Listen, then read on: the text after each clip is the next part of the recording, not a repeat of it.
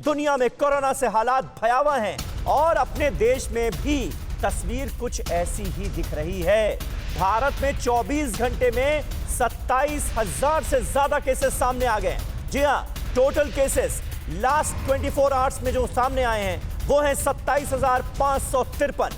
24 घंटे में देश में 284 कोरोना मरीजों की मौत हो गई है।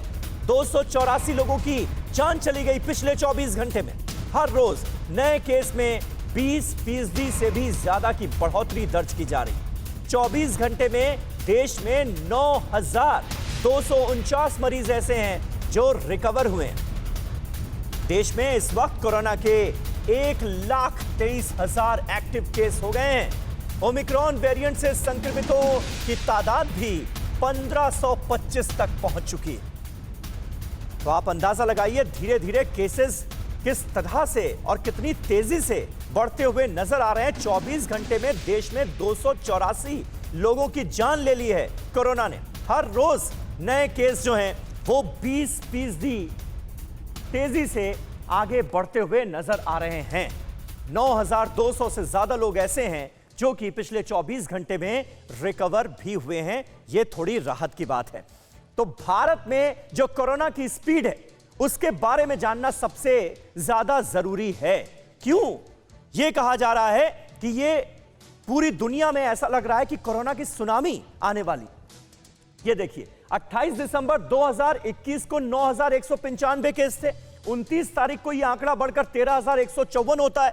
30 तारीख को यह आंकड़ा बढ़कर 16,764 हो जाता है और 31 दिसंबर को साल 2021 का आखिरी दिन और 22,775 केसेस हमारे सामने आ जाते हैं। 20,000 के बड़े आंकड़े को क्रॉस कर गए हम। और साल के पहले दिन का जो आंकड़ा है वो और भी चौंकाने वाला है। ये बताने वाला है कि रफ्तार तेजी से आगे बढ़ रही है। सचेत हो जाइए, सावधान हो जाइए। 27,553 केसेस पिछले 24 घंटे में यानी 1 जनवरी 2022 को सामने आए हैं और यह आंकड़ा लगातार बहुत तेजी से बढ़ता हुआ नजर आ रहा है। यह है इस वक्त हमारे देश में कोरोना संक्रमण की स्पीड। इसी से पता चलता है कि कितनी तेजी से अब हम भयावह स्थिति की ओर बढ़ रहे हैं और अगर अब भी लापरवाही का सिलसिला जारी रहा तो इसका अंजाम बुरा हो सकता है। मौत के आंकड़े में भी इजाफा हुआ है और इसलिए यह आंकड़ा हमें सावधान करने वाला है। फिर हम कहेंगे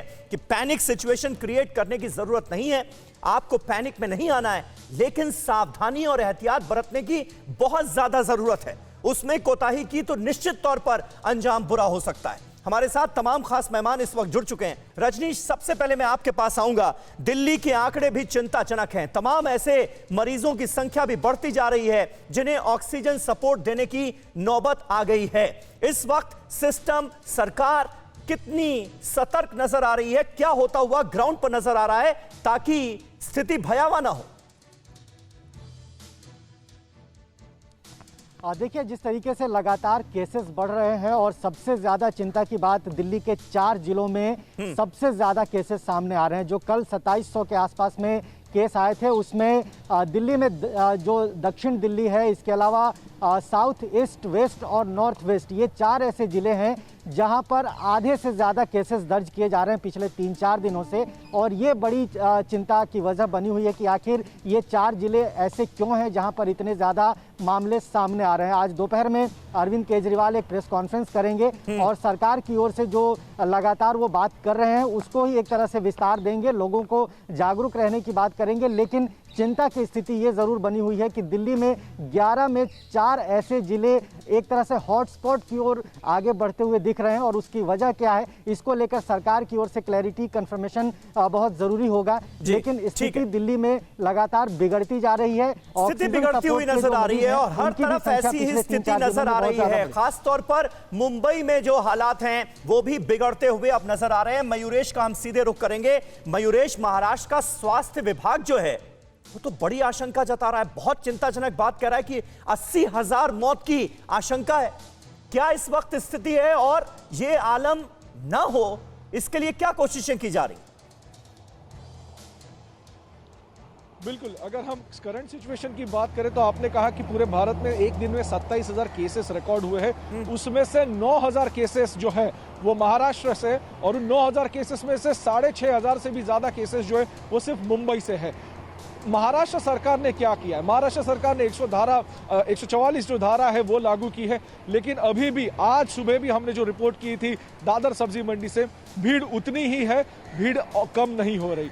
महाराष्ट्र सरकार ने कहा है कि लोगों ने ज्यादा पैमाने पे बाहर नहीं आना चाहिए। तो पेपर में तो सब अच्छा दिख रहा है, 144 लगा दी है, लोगों से विनती भी की है, आह्वान किया लोगों से कि वो बाहर ना आए, लेकिन इंप्लीमेंटेशन की जब बात आती है तो रास्ते पे कोई नहीं रहता।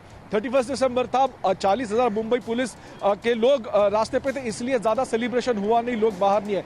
लेकिन अगर हर रोज की बात करें तो ट्रेनें पूरी तरह से भरी पड़ी हुई है लोगों से, बसेस जो है वो ओवरफ्लो होती है, लोग लटक लटक के बसों में ट्रैवल करते हैं। तो इस स्थिति को कंट्रोल करने के लिए महाराष्ट्र सरकार का इफेक्टिव इंप्लीमेंटेशन नहीं हो रहा है। कहीं ना कहीं ये मानना है कि केसेस बढ़ रहे हैं लेकिन हॉस्पिटलाइजेशन कम है, ऑक्सीजन का जो सप्लाई है वो प्रॉपर है लेकिन ऑक्सीजन का कंजम्पशन कम है। लेकिन महाराष्ट्र सरकार ने एहतियात के तौर पर सभी अपने जंबो कोविड सेंटर से वो 1 तारीख से यानी कल से ही पूरी तरीके से रीएक्टिवेट किए हैं। कोरोना धर्म नहीं देखता, जात नहीं देखता, अमीर गरीब ऊंच नीच नहीं देखता। कोरोना सिर्फ मौका देखता है, लेकिन आप उसे मौका मत दीजिए। बस इतना कीजिए, जब कभी दफ्तर से बाजार से घर लौटिए तो इतना ख्याल जरूर रखिए कहीं आपके साथ कोरोना आपके घर तो नहीं जा रहा। भूलिए मत, कोरोना अभी जिंदा है।